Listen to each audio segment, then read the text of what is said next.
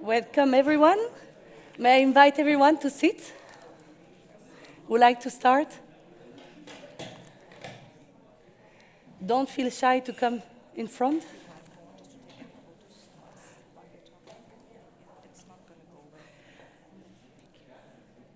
Okay. Welcome, everyone. It's an honor to be today with all of you and our very beautiful panel on this topic of gender-lens investment, forward and beyond. Today, with me, I have this very beautiful panel. I would like to introduce you.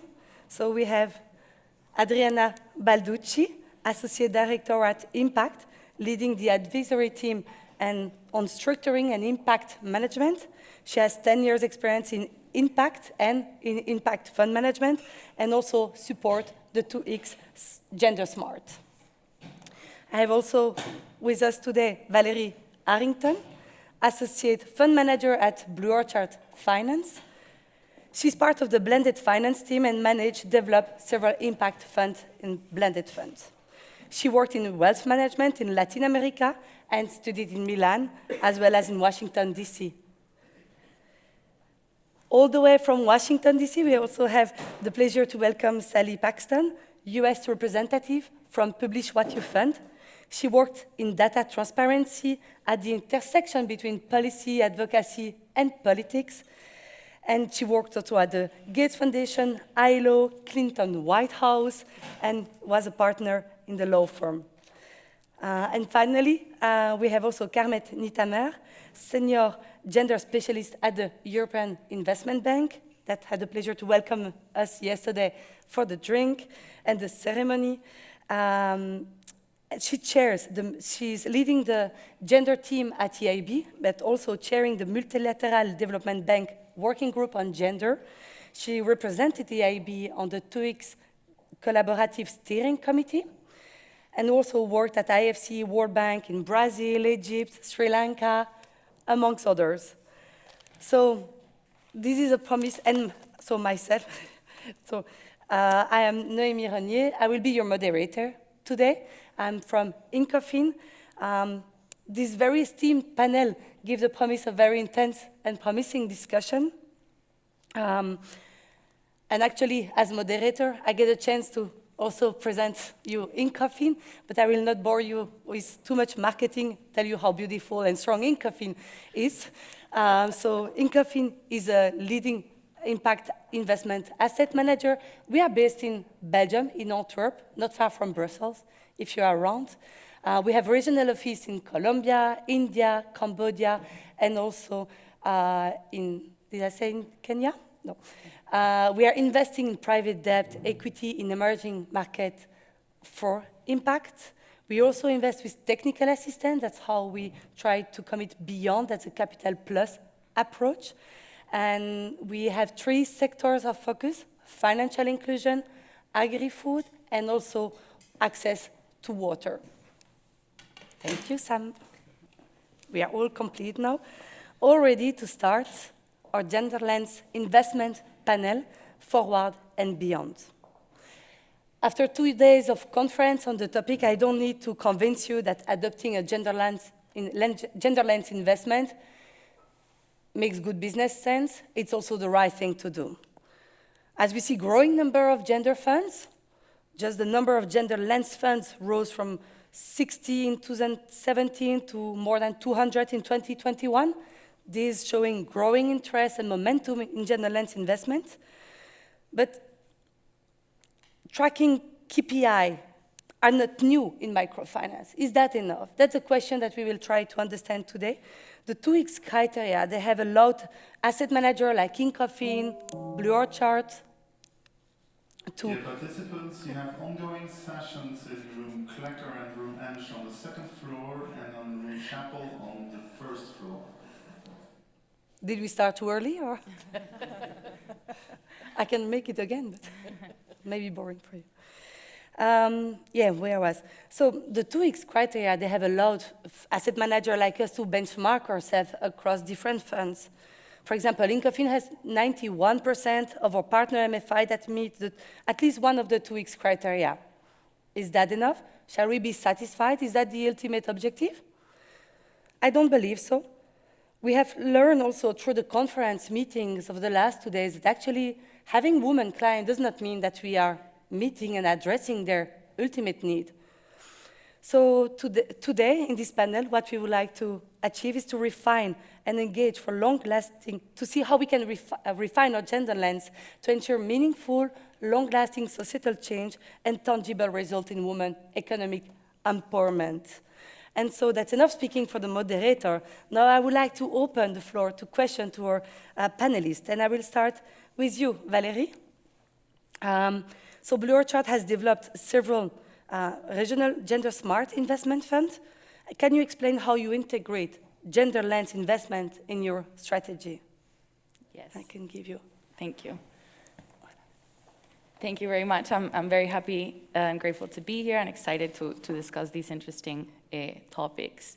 Maybe a brief introduction on BlueOrchard. We're an impact investment manager based out of Zurich.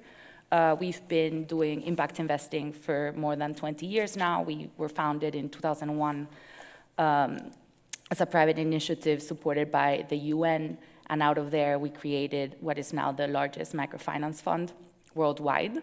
We focus in emerging and frontier markets, and therefore we have local presence in the markets in which we operate, which we think it's very important. Here you can see some figures of what we've achieved in the last 20 years, so outreach to more than 200 million people, investments in more than 100 countries, and more than 9 billion of dispersed funds. With regards to gender lens and how we do it, we have incorporated gender considerations throughout our investment process, from sourcing the investees, throughout due diligence, through the negotiations, and of course through the monitoring that we do. In particular, when we're at due diligence and when we are assessing the ENS aspects of our potential partner institutions, we use what you see here in the slide, which is a presentation of our B-Impact framework. This is the framework within we operate for the ENS assessment. And so as you see, it has 3 main pillars. We start with the ESG assessment, which is done at an institution level, in which we consider all the different E, S, and G aspects. And within this, we consider gender as part of governance, as part of their social intent of the company, their share of their workforce, their policies, etc. Then we do an impact assessment that is done at the transaction level, based on, as you see, the 5 principles of the IMP. And here is where we also map the intent and what we are trying to achieve with the investment that we're doing. And then the 3rd pillar would be the SDG mapping and alignment, which is crucial for reporting and for speaking the same language with investors. At BlueOrchard, as I know we'll discuss that as well throughout the panel, we're part of the 2X collaborative as well. And we have several of our funds be within the 2X eligibility, and as well we work with our colleagues at Incofin and other investment advisors together with Innpact as well on the microfinance enhancement facility, and further exploring how the gender aspect can be more relevant within the structures. So as Noemie also mentioned, we have a strategy focused on women empowerment in Asia, because as I explained, right, gender is part of our analysis, but then there's the intent, and there are strategies in which the impact intent is more focused on gender. And so we've had experience with this Asian-focused strategy that has been successful in terms of, the strategy has been extended, the size has been doubled, proving, investors' interest in the strategy, thanks to, not only meeting the financial targets, but also meeting the impact targets and the outreach and the impact they've seen in the financial empowerment of women in the region.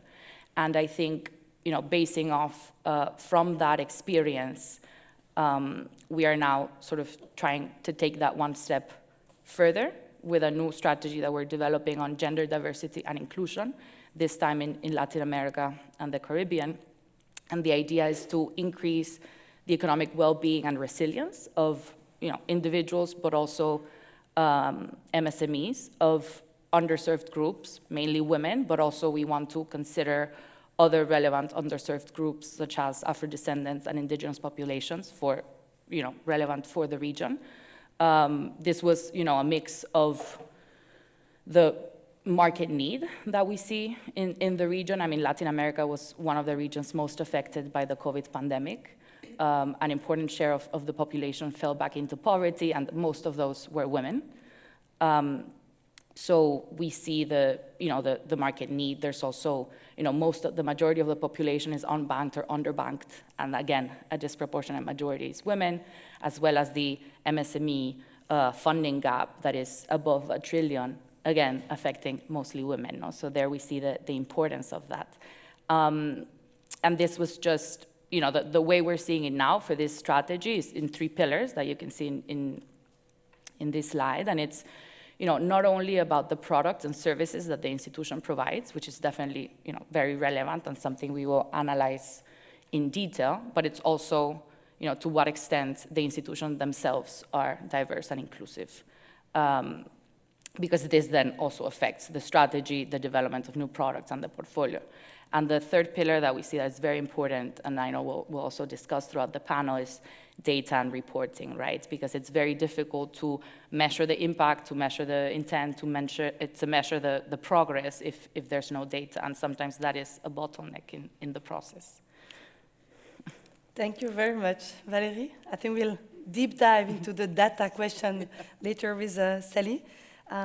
I take good notes, indeed, the gender lens must be really integrated across the investment process from the origination and the assessment of intent through monitoring and being accountable for the impact that we are seeking for.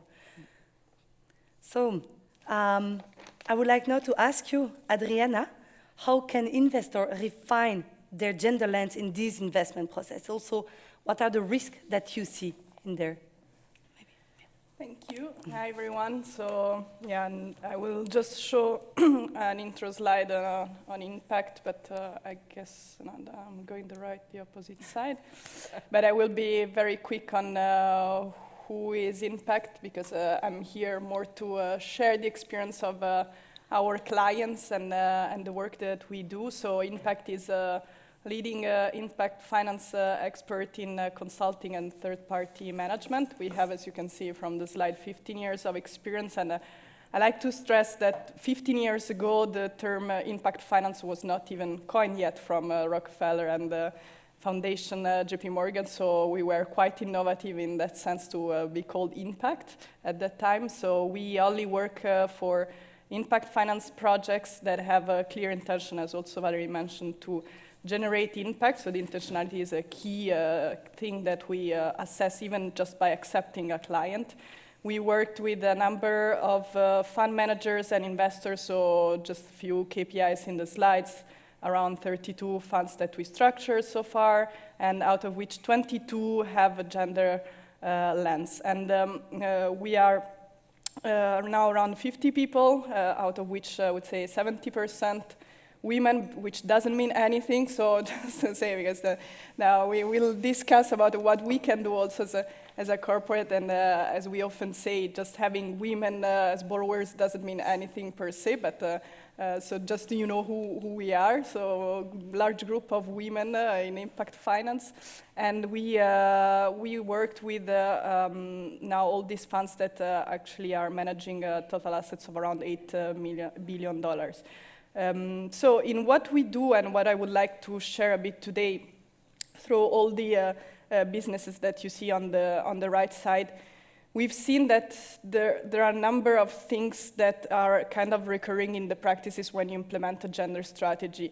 What I would like, and so really feel free to ask any questions, because this is not a lecture from our side, but more a debate and sharing what we see in the market. So first of all, we still see a lot of confusion on what is gender lens and what is a gender strategy. So we always start advising our clients, no matter if they are investors or fund managers, to be clear on what you want to achieve in terms of impact. Is it like, as Valerie said, you can either integrate a gender lens into your investment process, or you can have a certain intentionality to, to have a gender strategy, which means that you want to target certain products and services that are for women needs or for gender equality, no matter if it's women or men, it's really about gender equality. So that's really the first point, and be clear on the definition. So if we often hear the term women economic empowerment, and I often hear like,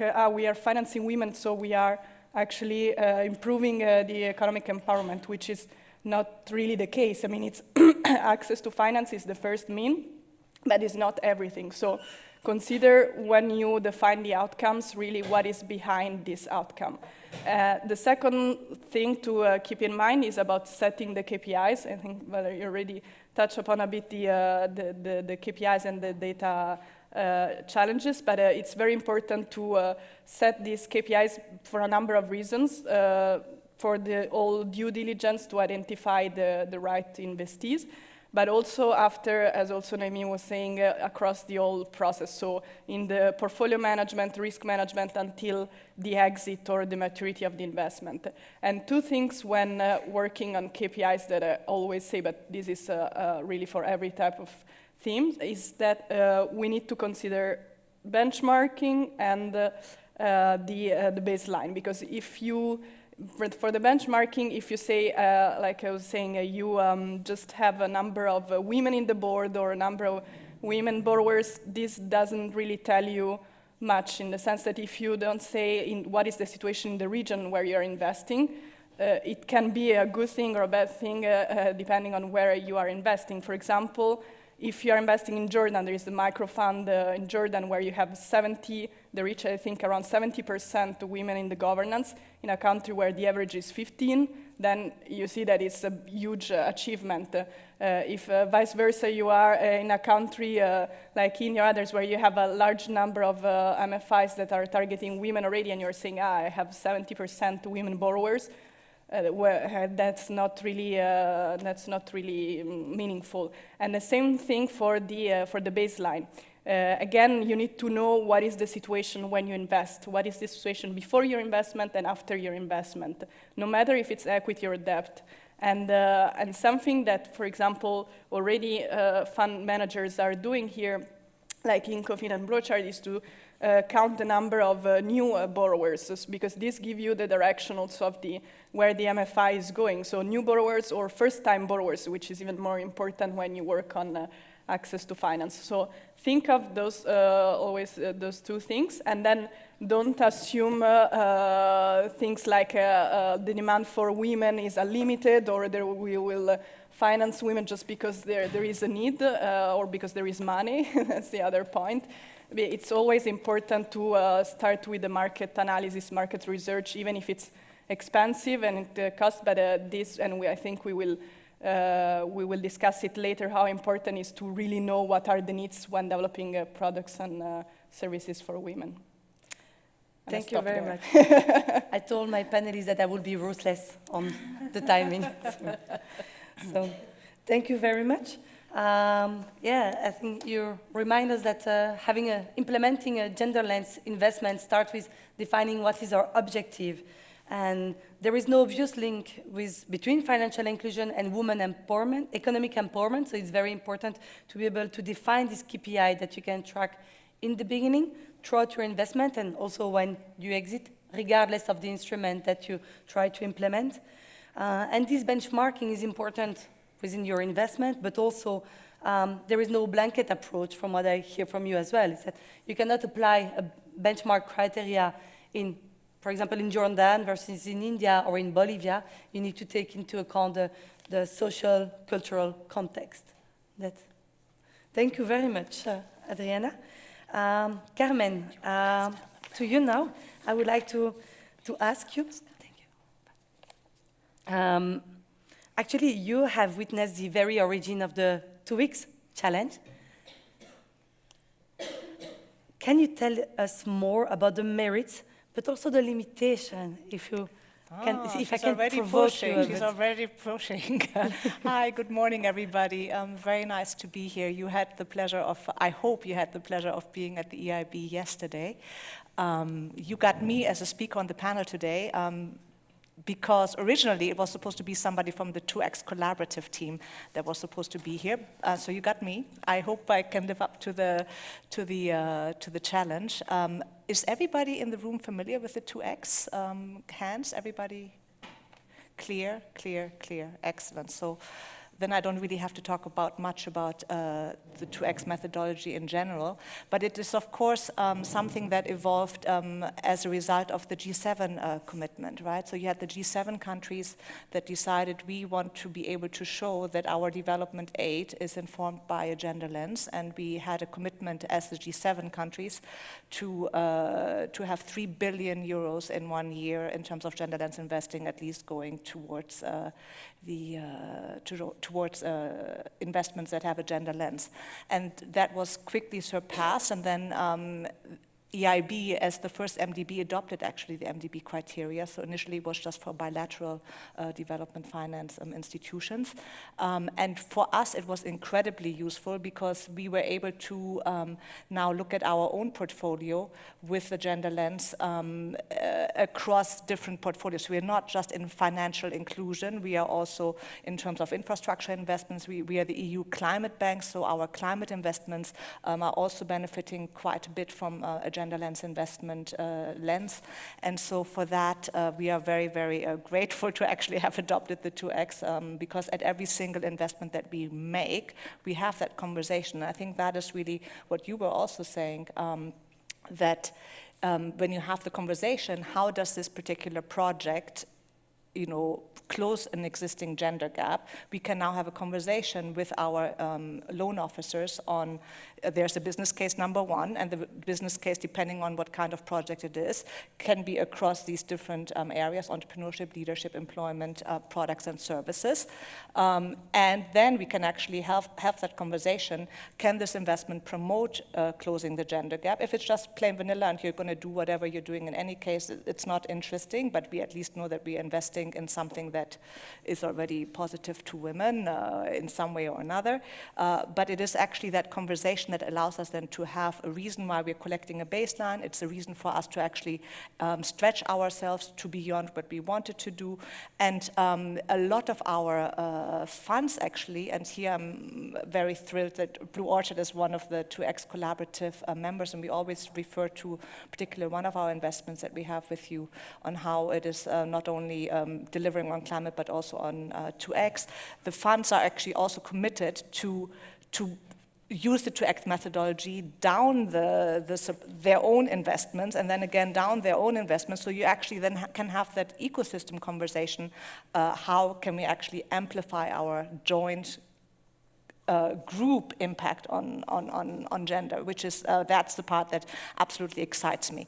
The other piece that excites me is that by just applying that gender lens, and this is without EIB having done anything, just asking the question and actually codifying it in terms of, the intentionality, is to actually figure out, oh my God, there's so much great stuff happening in the ecosystem. And then you can actually point to, this is happening in a particular country, this is happening in a particular interesting sector, and there's best practices that we haven't even yet realized, but we can actually scale that up with our financial services or with our financial investment. And this is really where I want to also talk about the 2X collaborative, because you had the challenge, so it was the 3 billion, now we have a 15 billion commitment that we have to meet as the MDB challenge members by the end of this year, and I think we will be doing really, really well. But the 2X collaborative, and I hope you will talk a little bit more about your own experiences, Jessica, as a member, what that allows for us to do is that we actually have this community of practice. This is exchanging best practices on how to make sure that we are not pinkwashing our investments, and that we're actually learning from the green taxonomy and this is, I think, where we're very lucky, having come in from a gender community, that we're able to see what happened in the green community's taxonomy, what can we learn so that we do not have these incidences of pinkwashing, because we have a taxonomy that we are following, and we know how to measure it, and we know even how to potentially issue bonds. There's this whole thing about issuing bonds, the gender lens investing, gender lens bonds that are being discussed. And if you don't have a methodology to actually codify the investments, you're not going to be able to actually deliver on this successfully. On the community of practice, so we have now the 2X Collaborative. It goes beyond the DFIs, it goes beyond the MDBs, and here I'm very personally very excited that I'm the chair of the MDB working group, or EIB is the chair of the MDB working group, which on gender, which then allows us, and we meet regularly, exchanging best practices, but they have also adopted the 2X. Many of them have adopted the 2X criteria, and to date in the 2X Collaborative, you have the DFIs, you have the MDBs, you have the commercial banks, you have the pension funds, you have other funds, you have microfinance institutions. I mean, it's the whole suite of investors, and so it is again about figuring out what works, what doesn't work, how can it work, how can we have a better impact. I want to just give you a little bit shout out if you want to have a conversation. If you might want to join the 2X Collaborative as a member, talk to me. I try to do it, to represent the 2X Collaborative as best as I can. Importantly, I think it's the community of practices. EIB leads the community of practice, co-leads the community of practice on 2X Green and Climate, which again is a very, very dynamic group. Last year at the COP26, we launched an investor toolkit on genders. We launched the 2X Gender Smart Climate Finance Guide, and that includes 11 sector nodes. So it's about sustainable cities, it's about sustainable transport, it's sustainable agriculture, energy, and I would like to point out, actually, at this point, my colleague Tanya Colantuono, who was in charge of that at the COP26 to actually launch that toolkit. And that toolkit is also being refined. And we are now taking that toolkit into action as a community of practice. And there's other community of practices in the 2X. There's one on GBVH. Then there's one on women on boards. There's one on, what am I missing? There's infrastructure. There's so many different topics that people really get excited about, because it is really a community of practice that wants to make a difference in a meaningful way. And I think that is the one word that I want to take away from this thing, meaningful. And we can talk about the limitation a little bit more. I'm not trying to evade your wonderful question, but I think it's just important that we realize that we're doing something globally and scaling it up. And maybe to say that the 2X Collaborative is the next big step for the 2X Collaborative is the announcement that was made this summer, and it is about the 2X certification.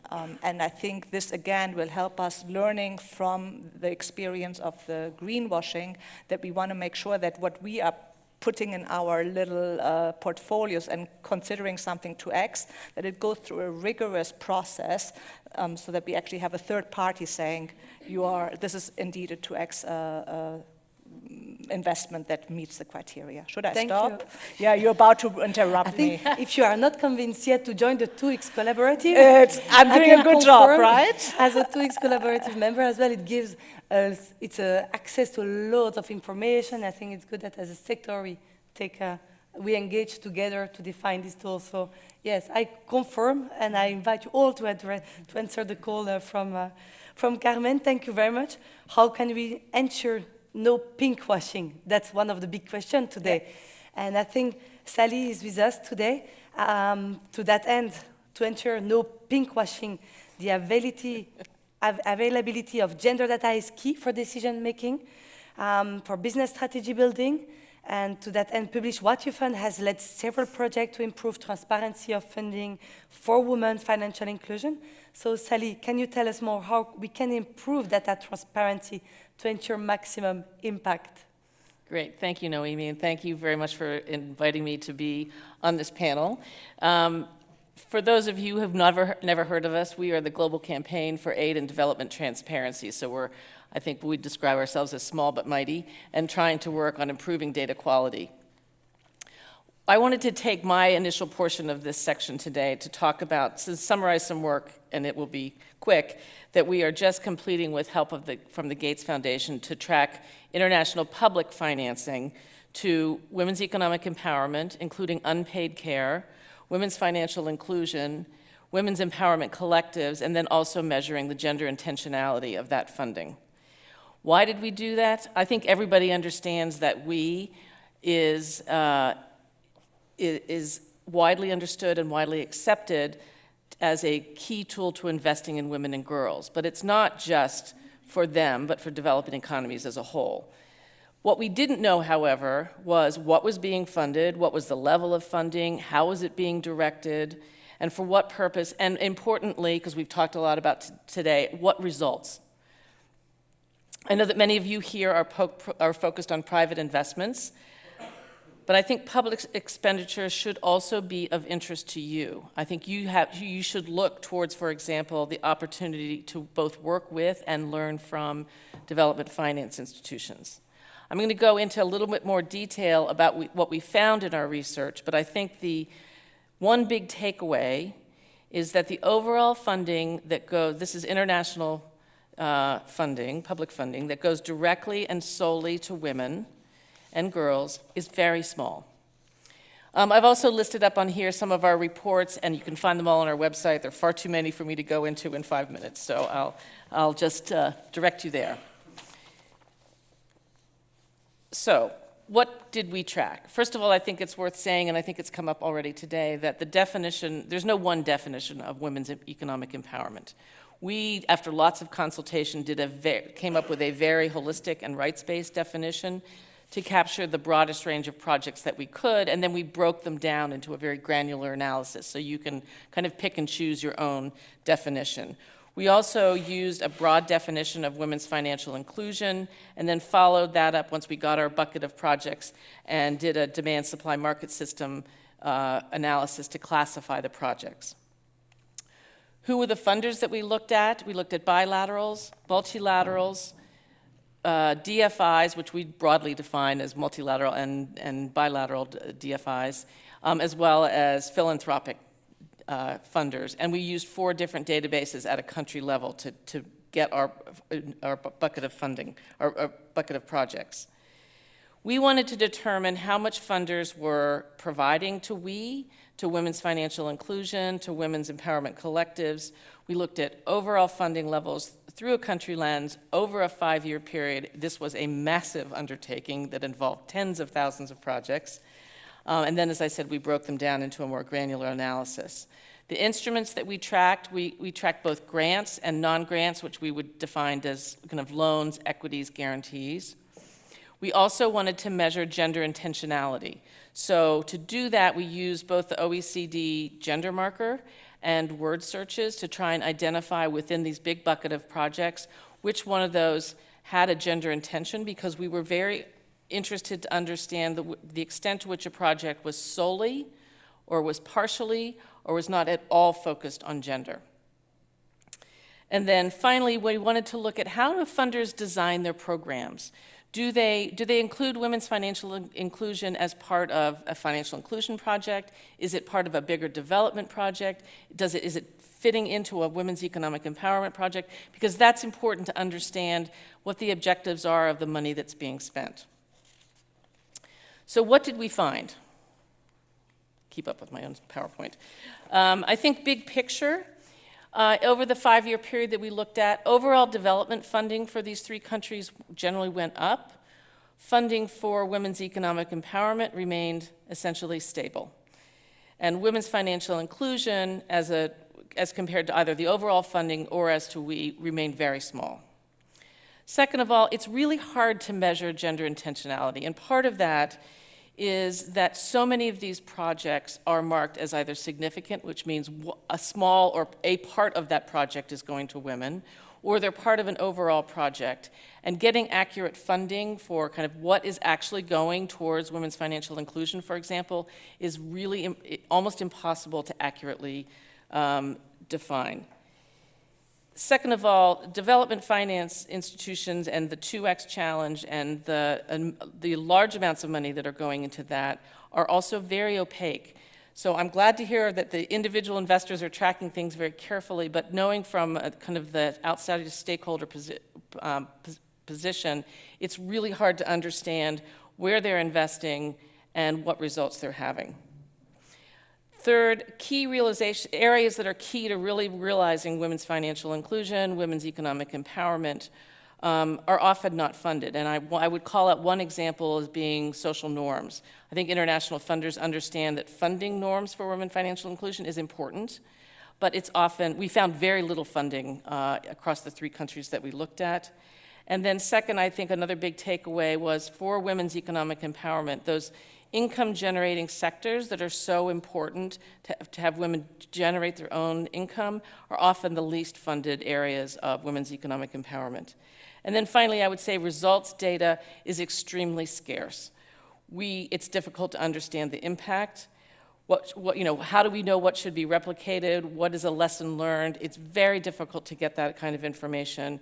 So it's hard to know, are we investing in the right things, and are we replicating those things that work and not replicating the things that don't work? So finally, everything falls apart here. What should we do about all of this? Well, first of all, I would say, apparently, there, sorry. Transparency does matter. What does it provide to all of us? First of all, it provides accountability. Second of all, it does provide organizations with better internal management in terms of what they're doing. And I've heard this from a number of different funding organizations. It allows shared learnings, both within an organization and to the wider stakeholders as a group. It will identify opportunities for co-investing with public organizations, and it allows others to understand the impact, where the gaps are. For example, where are the gaps in the financial markets? It allows everybody to have a better understanding of that. Second, project level information is really essential to understanding all of these efforts. I can tell you it's never going to be published unless the private sector uses its voice and asks for it. We at Publish What You Fund are doing our part. We're putting out a transparency index in January of 2025 that will rate the transparency of 30 different DFIs, but really use your voice. And then finally, I think the 2X collaborative, the initiative, was a great start in 2018. It allows a basis for setting criteria. It allows a basis for comparability. But it really needs to be more ambitious, and it needs to be more transparent. And I know there are plans for doing that, but I think those are important. I think we need to really understand what are the approaches that are truly catalytic, and then repeat them. So let's raise the ambition. Thank you very much, Sally. Transparency provides accountability. I think that's a key word, key sentence, and that is recurring through this conference, the importance of measuring what we are trying to achieve. The risk is not only that we don't understand where the money is going, but also, Adriana, you were also referring to some unintended consequence in investing in financial inclusion for women without the right intention. Can you tell us more about what are these risks? Yeah, I think in general, I mean, the risks, no, I mean, there are no slides anymore, but risk in general is a topic that is not often treated, especially when it comes to gender risks. And yesterday I had a look at my timesheet. You know, as a consulting firm, we need to, as my colleagues know very well, to have our timesheets recording every task we do. So, and I looked at the portion that we spend when we define a gender strategy as, like, for example, impact officer or in a consultancy. And the risk part is like just literally between 5 and 8% of the time that we spend, compared to due diligence that is like 15, or support in the strategy development that is like 30%, it's what takes most of the time. So I'm saying this starting from ourselves, but assessing the risks is very important for a number of reasons. First of all, as you were mentioning, you have a number of risks associated to your impact that you need to consider at the very beginning of setting your strategy, because you might first have a problem of stakeholder risk, meaning you define products that are not actually tailored to the real needs, so they are not effective, they don't have the intended impact that you wanted, and this is very important, as also Sally said, that the old research that is behind that needs to happen, but you need a lot of course, of financial resources to do that. But there is also a problem of execution risk. Execution risks is the risk that actually, again, you might finance women, but for example, then is the men are taking really the loan, the use of the loan, or they put too much pressure on women, and so this generates some sort of gender-based violence risks. And this has happened already in a number of projects, and sometimes this is because we set too ambitious targets, and so also the loan officers, they have those targets to disburse to women as much as possible, and they don't really go beyond the use, the scope, and really understanding why is this loan needed. So if we don't set up a methodology to assess those risks, then we might not have the impact that we want. So I invite you, we spoke about all the 2X tools that are very interesting, but there is another tool that is done by the IDB, so the group of the American Interdevelopment Bank, that is about defining the methodology for assessing gender risks. And it's very basic number of steps where they explain you what are the type of questions that you need to ask to identify the risks, to monitor and assess the risks after. And linked to that, always, again, back to my point on benchmarking, think of the country and regional situation. There is this company called Ekilo that is part of the 2X initiative, that they built a gender-based violence country risk scoring. So, and it's open database, so you can just go and see for a specific country, you are going to invest in Ecuador or another country, you see what is the scoring for that country, so that, again, you know what is the situation and the social norms that you're also mentioning in that country. So think of using those tools, because risks is the other side of impact, and so that it's important to really include it in your management framework. Thank you.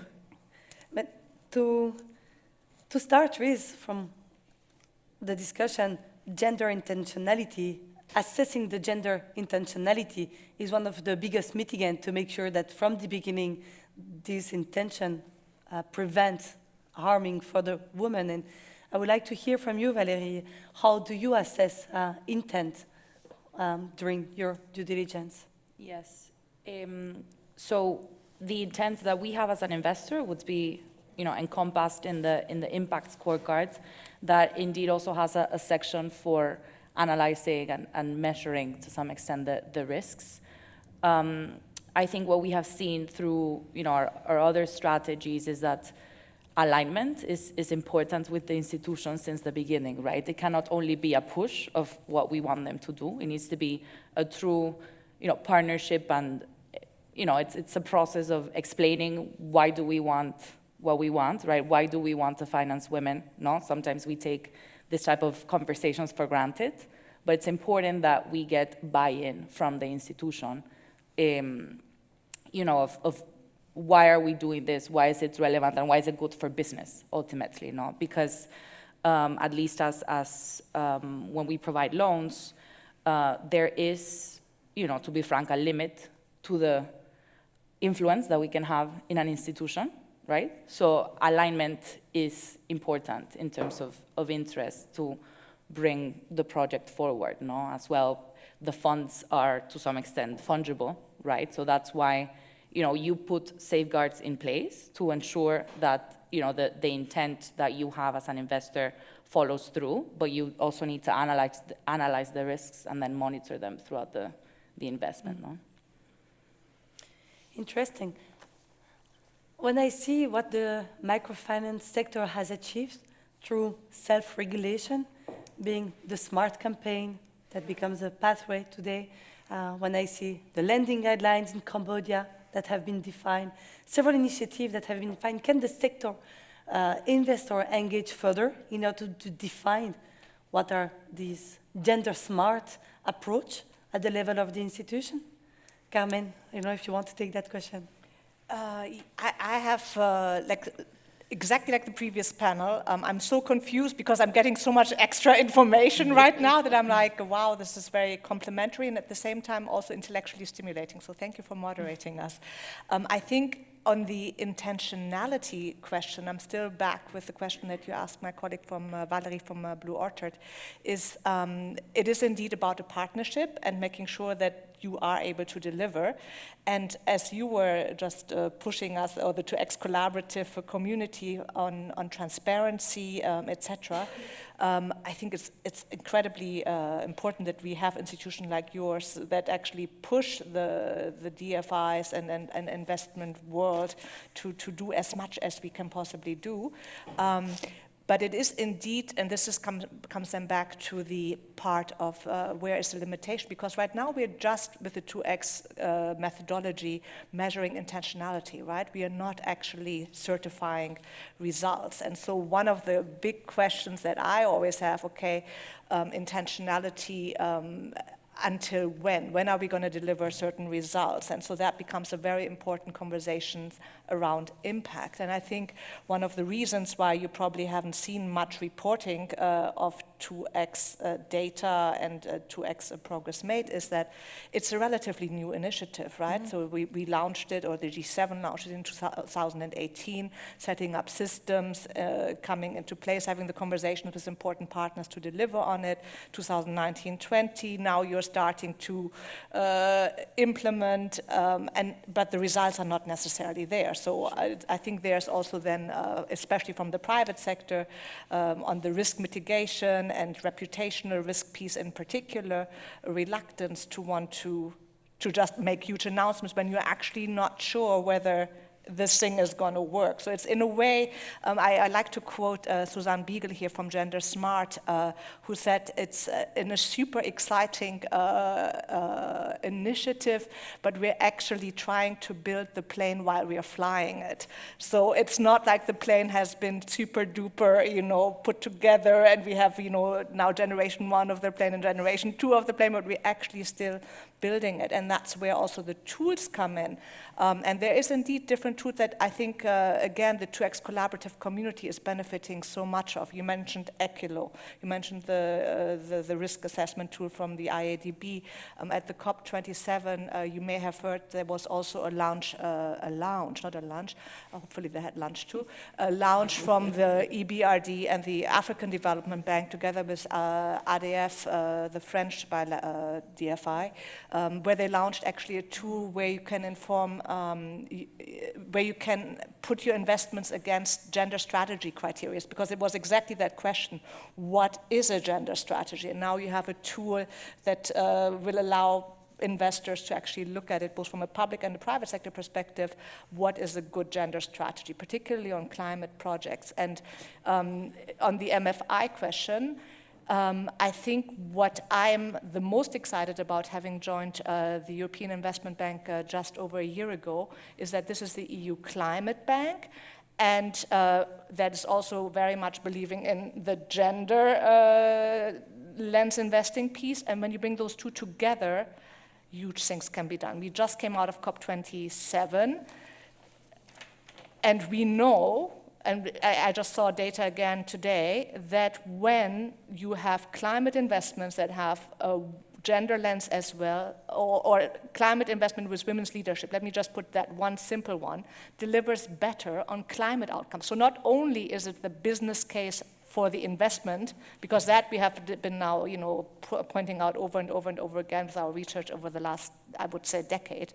But what we are now finding is that any company with women in leadership actually delivers better on their own ESG results, on their best, or they're better delivering on climate action. And so when we have climate funds that have a gender lens that actually now deliver faster on climate outcomes, I think then we might have found a silver bullet in actually delivering on our climate goals. Can I come in a little bit? Look, I understand that this is still a very early work in progress, and I appreciate that. And I also appreciate that probably the private sector is not, their first default is not to publish all of their data. I get that. But I do think we can look to the public institutions to be the leaders here. I mean, I can speak from my experience in the US government and working with the US government. Every single project that USAID does, they are supposed to apply a gender lens. So they're supposed to look at it and see what are the benefits, what are the barriers, how can we make sure that we are helping women and not harming them, that our projects are designed in a way that's appropriate. The Development Finance Corporation in the US has made really big claims about what they're mobilizing in terms of 2X money. And when I speak to them, I say, how do you, like, you can't look behind the numbers and understand what it means, how that's measuring. And I said, if you want private, you're trying to encourage private investors to come into the space, you need to be more public with your information. And I think and you need to be more ambitious. And what they said to me is, we want to be. It's a first mover problem. How do we kind of get out of that?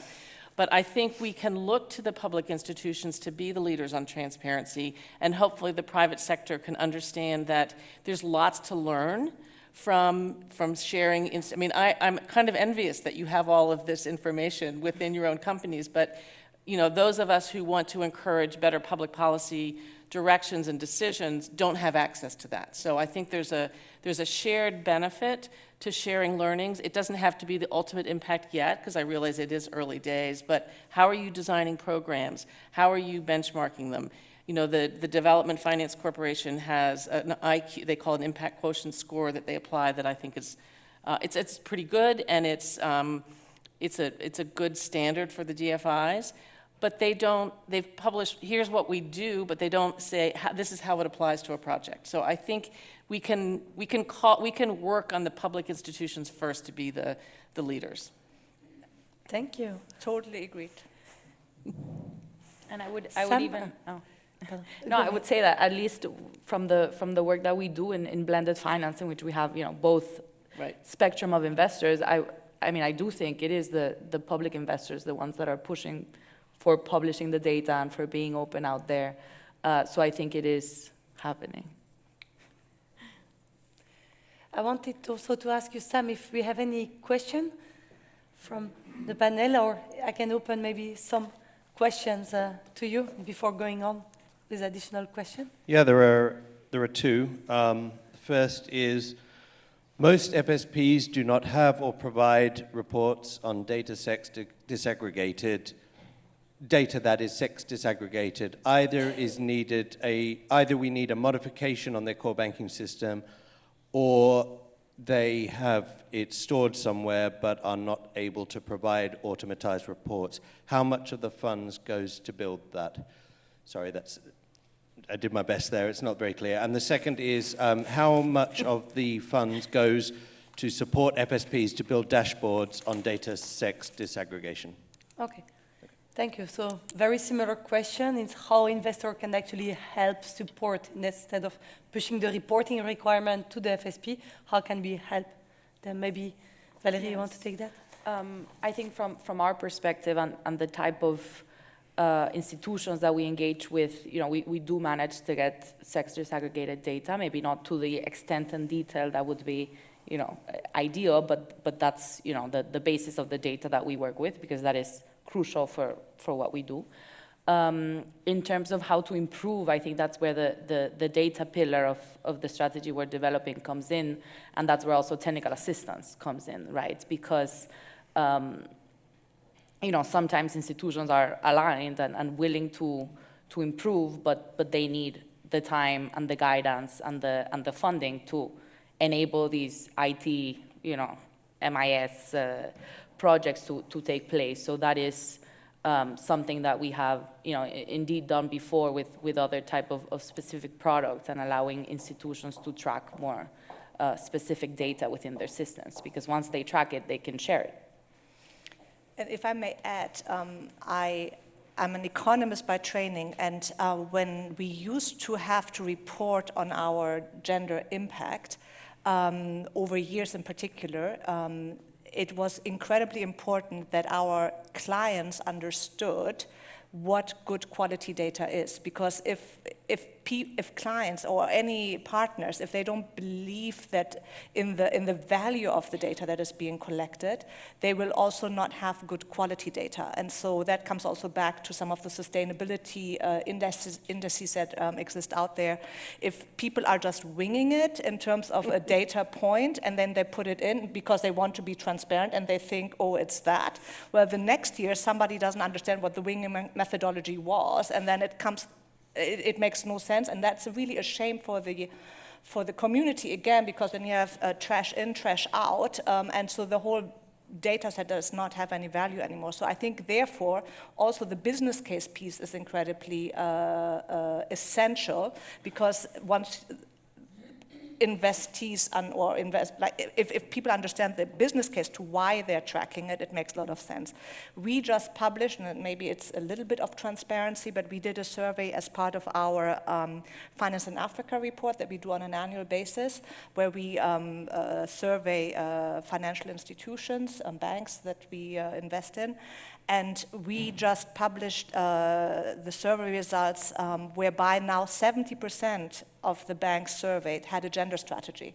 And that was 10% up from last year, which that part to me is already incredibly exciting. I don't know about the quality of the gender strategy, but at least it's a starting point that people have thought about this. And then the other piece, and it comes back to the business case on microfinance in particular, that you had significantly more bank institutions now doing the disaggregated data on their portfolio, and they measured the NPLs. And across the board, you were able to see that women non-performing loans were lower, the ratio, than that of men. And now you make sure that these financial institutions want to track it and they want to report on it because it's exciting, right? And so, and they want to then do more of that business. And I think that's also a little bit, or I don't know, a little bit is not even like, I don't even want to quantify it, but that's also the excitement about the 2X, that all of these criteria do not have to apply to every single transaction. It's about what sector are you in, where does the indicator actually makes sense.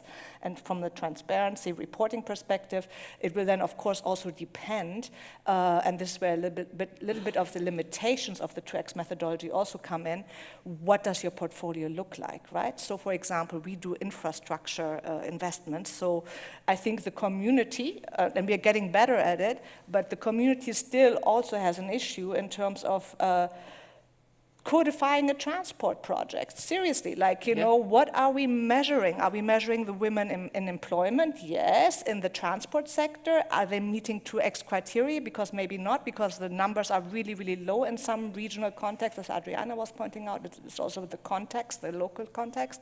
And then the second piece is,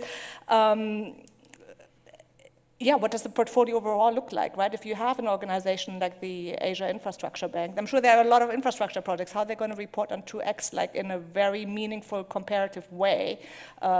So I'm just saying, like, it's much, much easier. And I think that's where, from a technical perspective, that's where we are lucky that the microfinance world has led the world for us to understand gender-less investing at the SME level, at the funds level. So on the financial transactions, we are just so much better. And for me personally, an investment in a corporate for an SME lending activity and not have gender in it is unacceptable, because that just should not happen. At least the institution should be able to tell you what that percentage is, and we just need to ask it more frequently to be able to, again, talk about the business case. I can talk forever. Super quickly to add on what Carmen said, I think is very important, understanding the purpose, why we need sex disaggregated data, and having this discussion with the financial institutions, because for example, there has been a study from Women's World Banking that showed the importance of having the data on the par per sector, again, with women and men, or the customer loyalty, where they show that women are more loyal compared to men, and this is super important for a bank because it costs more to acquire new borrowers compared to keeping the same. So number of information that is super important for the institution to know, not just because it's nice or profitable to just finance women, but because if you know your customers and if you know the risk profile, the PAR, the loyalty, and other pieces of information, then you as an institution can also be more profitable and better manage your risks. So just to on this importance of understanding so quality and the purpose. granularity of data is very important, not just reporting and selecting the relevant KPI according to the sector, the market we are operating. These are key elements, and investor can help through technical assistance facilities. For example, that's critical to better address the client's needs, trying to summarize a bit the flow. And Yeah. Sally, you want to add something? Just 2 quick points. One, I mean, at Publish What You Fund, we spend our life and days trying to improving data quality, and that means timeliness, comprehensiveness, how is that quality information, is it accurate? So we appreciate that data is hard to develop in a reliable way, but a couple of the things, and we will have a whole section in our reports that we put out on the work I just was reporting on to recommend to publishers, these are the steps that you can take to improve your own data. And because it is you give feedback, they improve, you give feedback, they improve. So data use is very important for improving data quality. So look forward to anybody that wants to read our report that'll be coming out in December. The second thing that we reported on, just to the sex disaggregated portion of the discussion, is one of the things that we also tracked is what were the groups of women that donors were trying to target's the wrong word, aiming to help. So was it rural women? Was it women that had some kind of disability? So we tracked not just was it women and girls, but kind of a subgroup, because donors can report on that, and then you can take a look at kind of the intersectionality and understand a little bit more what donors are trying to do. So that was another thing that we did track. Thank you. I would like to open the floor to Questions. Hi, can you hear me? So I'm kind of reflecting on the last couple of days of different gender interventions that have taken place and what you all are talking about and this idea of intentionality. And a lot of what we've been kind of hearing is it starts at home, it starts internally, right? If your own institution where you're sitting doesn't really believe and apply these principles, then the ones you fund won't get that message or won't believe your message. And if they internally don't believe the message, then how are their clients going to believe the message? So I'm going to throw something at you. For those of you who have bosses at this conference who are men, are they in the room? And how bought in are they? I would like to know. And how bought in are your institutions on this? Because that's the message you're selling to your investees. I don't know if you're, I would love to answer you because my boss actually apologized 100 times this morning that he could not be there, but he really wished. But yeah. My bosses are women. Okay. But how do you tackle then gender at BlueOrchard?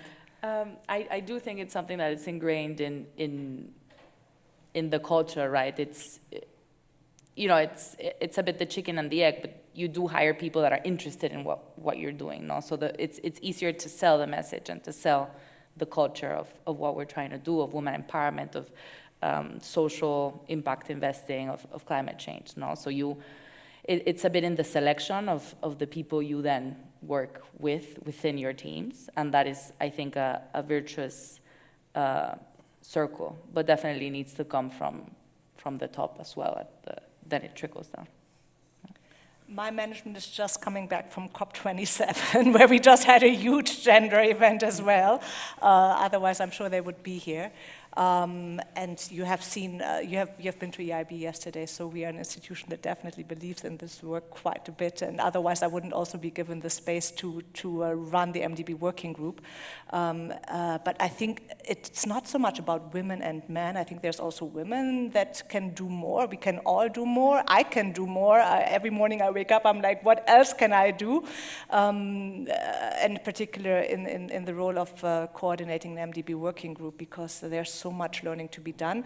And this is the other piece that I so love about also the indices or like the reports, because we are all friends in the MDB working group, but at the same time also competitive, right? So I love seeing, like, you know, or I use it as ammunition to come to your point, how can we do more? I like tell my bosses, like, look, these guys are doing X, Y, Z, and we should be able to do this as well. And there's a lot of my MDB colleagues who are looking at us, they're like, wow, you're doing A, B, C, D, F, G, and we would like to do that. So, I mean, that's the whole idea to actually to exchange and be transparent and be measuring, and because it is always about what gets measured gets done. Yeah, I think in terms of even reporting, I think I was really initially in my earlier remarks just talking about how the 2X is just still a baby, and I think the certification piece that comes actually quite quickly, right, will allow us to then really, really, with a big rigor, report on it more widely and deeper, and it's super exciting. I mean, this is one of the groups that gives me so much energy. So we are all actors of change, agents of change, and it starts with ourselves, educating our bosses every day, also about the societal change that needs to happen in order to have a more gender equal society, if I can summarize a bit.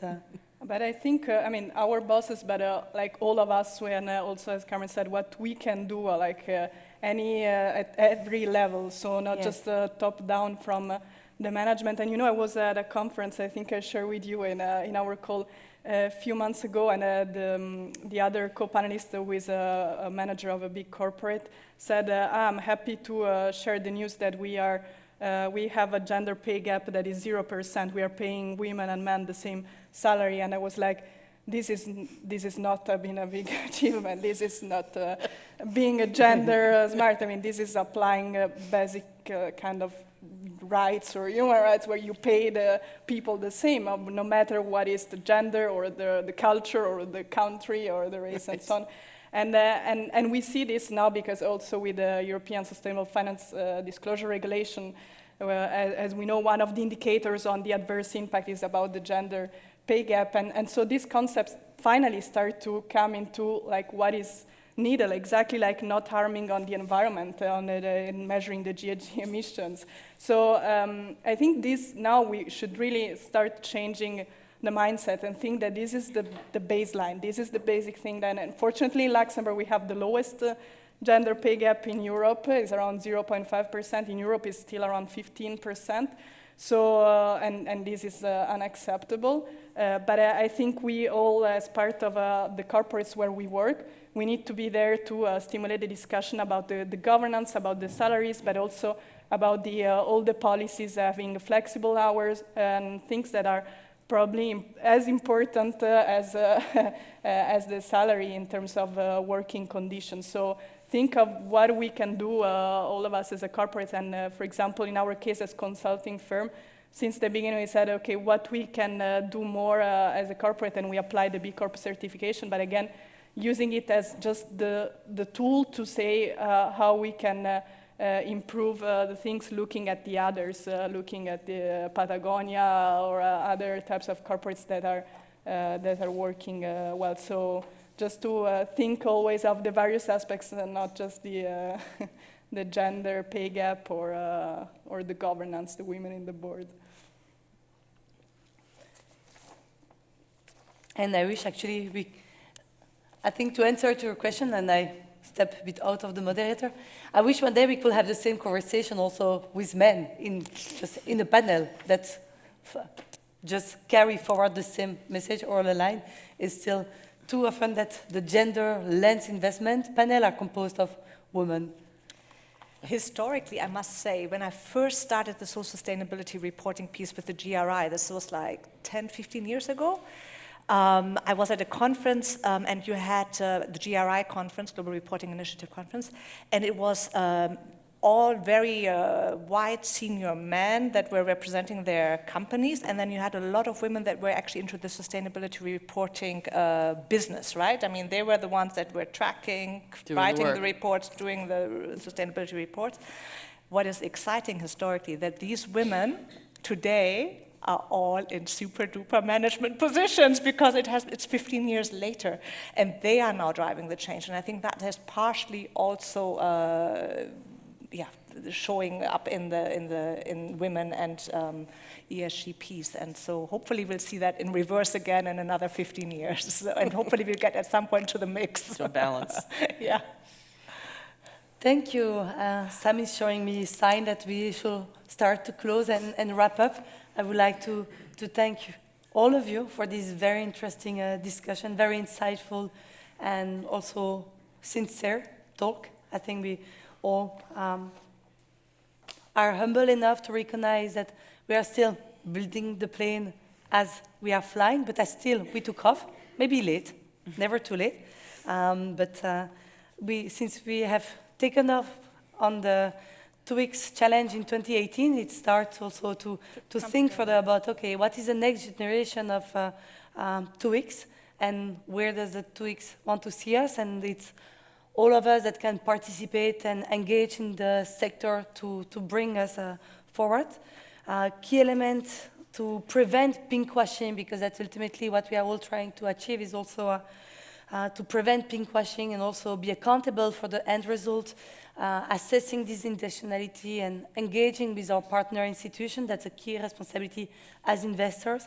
And then promoting data transparency, quality, granular data to really understand where the money is going, what is exactly the proportion that is going to economic empowerment of women, a very alarming low level of funding to addressing gender norms. So how can we bring these two together, the gender norms, addressing gender norms in order to ensure even going beyond financial inclusion of women through economic, social empowerment of women. And I have taken some additional notes. Also, trying to go beyond the do not harm, having zero pay gap, salary pay gap between genders is the minimum. How can we go really much beyond this element? Thank you. I hope we can gather in a few years and see, looking back, what we have been able to achieve together. So thank you, Madam join me. Moderator. Thank you, Noemie. You promised us that we would have fun, and I had fun. I Yes. hope you had fun Good. too. Yes. Thank you so much. Appreciate you. Thank you.